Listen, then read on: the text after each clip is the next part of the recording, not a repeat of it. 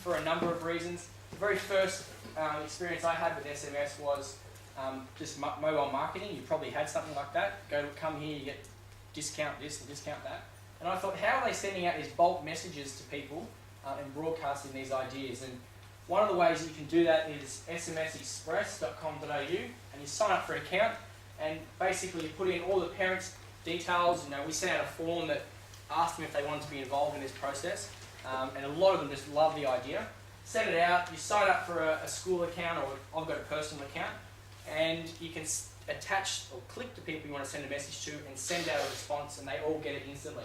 Our school uses it for communicating about excursions. So the bus is going to be 20 minutes later than normal, and the message goes out instantly.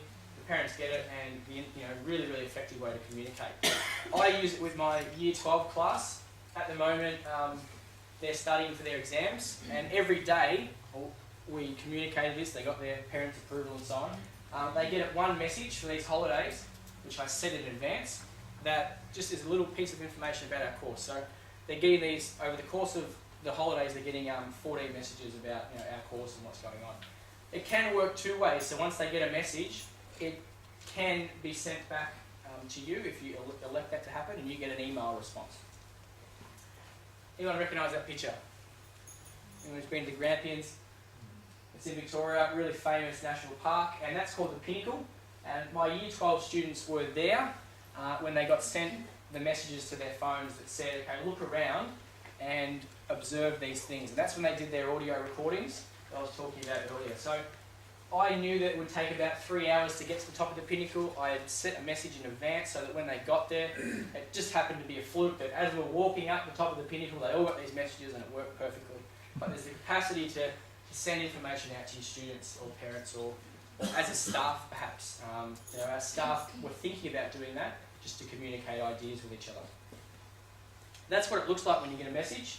You can see that it's from VCE OES, and the students don't have a number they can reply to, and you send it from your computer. So it's not me with my phone sending out all these messages to kids. It's done from a school computer in the office, and you can change that to call it whatever you like. You could say, whatever your school name is, and that's sent out to you, a really effective way of communicating. You can take it the next step, as I did, and send pictures through that website as well. So I was sending out pictures about with a question, just to get them thinking about the course, and that's one of my favourite cartoons for outdoor education. And it's something I haven't done a lot of, but the capacity is there. Now the mobile web, obviously, there's a capacity now not to need to use SMS. You might use the internet instead with students, instead of the old-fashioned SMS. In many ways, is starting to be outdated with tech, with online instant messaging and so on. But this website I've just discovered, it is amazing. I can't wait to use it. It's 7scenes.com. You go around and you get your kids to do this, set up a story through their town about particular places. So when they're standing at the front of a certain landmark, they can attach a video to that landmark, or an audio story to that landmark, or just a piece of text. And then the idea is that someone follows that story, and as they walk past that place, the video springs into life, the audio recording springs into life, the text shows up. So the whole process of building it would be really valuable. And then imagine having people come through the town and completing these stories that students have set up. You might set it up around your school as like a tour around the school, showing you where the certain buildings are, like on orientation day and so on. That's certainly something that I plan to use it for the incoming Year 7 students, so they get a bit of a feel for where things are in the school. Use a school device, walk around, and it would be pretty cool. 100% free.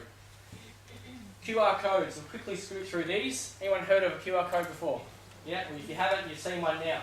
That's what a QR code is. They're starting to spring up everywhere, and every time I do a session on QR codes, I end up having people email me saying, I've seen them everywhere now. They're so common. They really are. I'm thinking that I'll probably find that happen here again today. But to create a QR code, simply go to Google and type in QR code generator, and you produce something like that. Now it looks like an old game of like computer game or something, but basically it's a barcode, and like any barcode, it contains information in it. But a QR code can be read in all directions, which means it can pack in more information. So What can you use it for? Well, you can use it to link to a video, a picture, an audio document. It can contain 4,000 pieces of text inside of that particular code. And to scan it, you need to use a mobile device of some sort. Now, there's plenty of free applications. My very first phone used to use, was an old Nokia, and it was able to scan these QR codes. So the capacity is there for probably every single one of you in your devices now to scan. Now, you basically hover it over it and it loads up the content really quick, speeding up that process of information exchange. So here's a few ideas of how we've used them in our PE class. This is a poster that sits around our stadium. Again, the class device. The kids come up, they go, I want to do level 1 passing, and they scan that, and it loads the video instructions of how they actually go about doing it. So I walk around the room then, and I'm giving instructions of a personalised nature, but they start the learning process on their own at whatever level they are. It's like the equivalent of having 10 me's in the room. The really cool thing is when you start getting the students to create the video that goes behind that. So QR codes are really amazing. Our yearbook at our school this year is going to have QR codes in it. So the kids are producing them. It literally takes 1 second to produce a QR code. That's going printed into the yearbook, and we're going to have an interactive digital yearbook. So when they flip through it, the kids can scan it and it shows the work, the PowerPoint, the video they did in that class, all through the QR code. So really, really amazing little devices. This is something I did just for fun. I don't teach English, but who remember those choose your own adventure stories back in the day? Yeah, I did a QR code version of that around our school, and all that text was inside that code. Now what actually had to happen is they had a map, they had a list of all the codes around the school and where they were located, and they'd go up, they'd scan code 1, and they had a choice. You can scan code 2 or you can scan code 3 to change the story.